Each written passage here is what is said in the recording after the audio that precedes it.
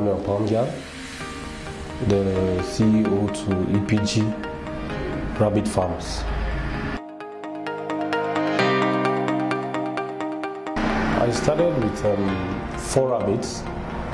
I love rearing, and when I got in contact with a few farms around who keep rabbits, local rabbits, I decided to look into it on the internet, and I got 4 rabbits. That's ratio 1 to 3. 1 buck being the male, and then 3 does.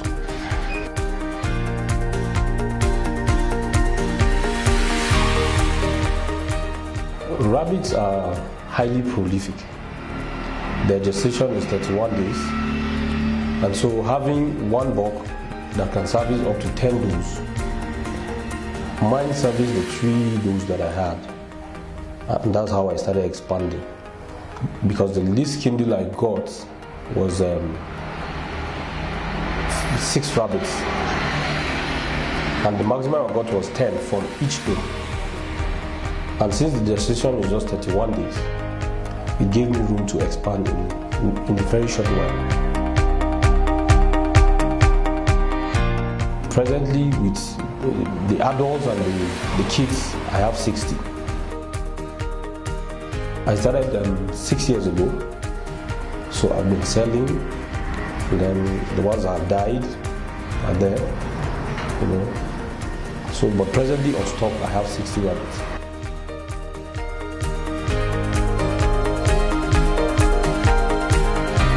The number 1 challenge is feeding. We don't have a particular, on the plateau, a particular bagged feed for rabbits. We only make do with chicken feed for now. That's the number 1 challenge. Secondly is building the hutches.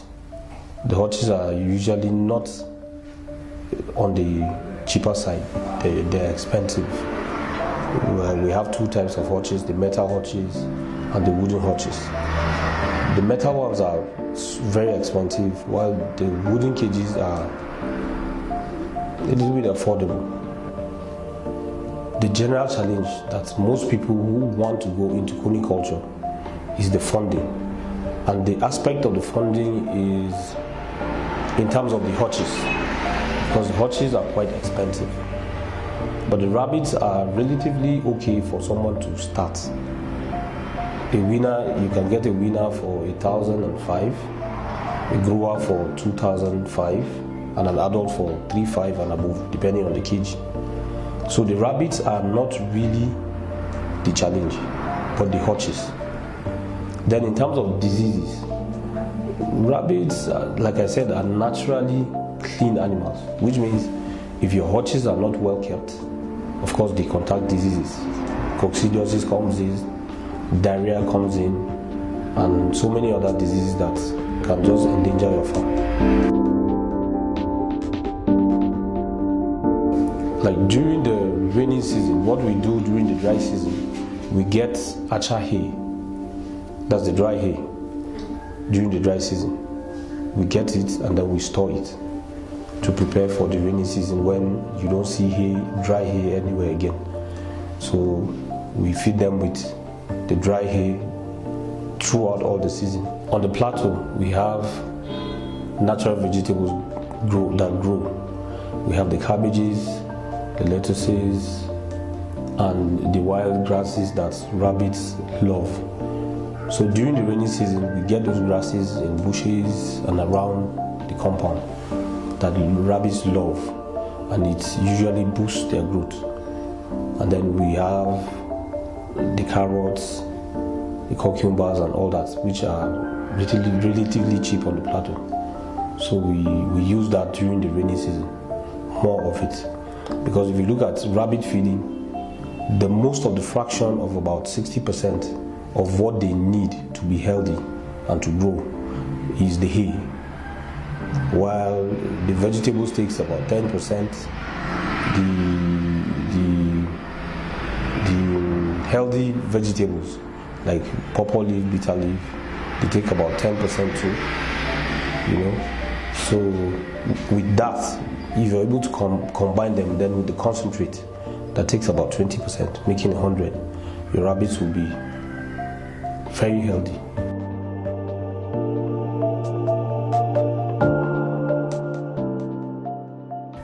Rabbit meat is white meat. It's known to be a white meat. It's the one that has the lowest fats, high in protein. In terms of cholesterol, it's also very low compared to the red meat.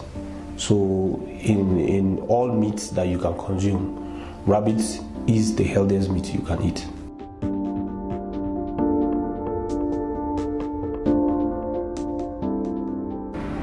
Well, like I said, rabbits are the healthiest you can consume in terms of meat.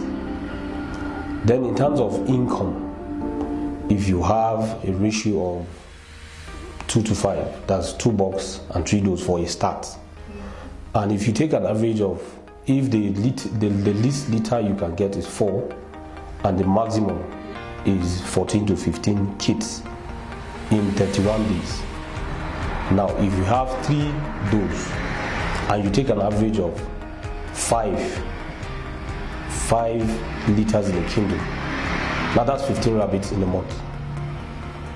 And if you give, some farmers usually space their rabbits because it takes 6 weeks for you to separate the kids from the doe, that's the mother. So in 31 days you have 15 rabbits. In another, after a break of let's say 2 weeks, another 31 days you have another set of 15. That's like 30 in 3 months. And if you're selling at grower stage, which are 2 to 5, that's quite some income.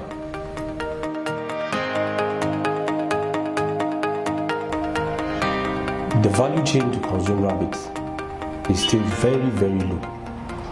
Some people don't believe you can eat rabbit meat. Some feel they're pets. But those who are beginning to get the understanding that this meat is actually healthy and is the tastiest white meat you can eat are already coming to find out where can we get this meat. Because you can't go to the market and say you want a kilo of rabbit. You can't get that. You can only look for where rabbits are being kept and then you buy. Now presently we have, most of the breeders that we have here are on the breeding stage, where they just have those adults that are breeders but don't have much for the meat, which makes it very scarce in the market. And so if you say you want to get a particular market for rabbit now, as we are talking, it's usually very difficult. So I would say rabbit meat, the rabbit business is a virgin market. It's yet to be tapped. Yes.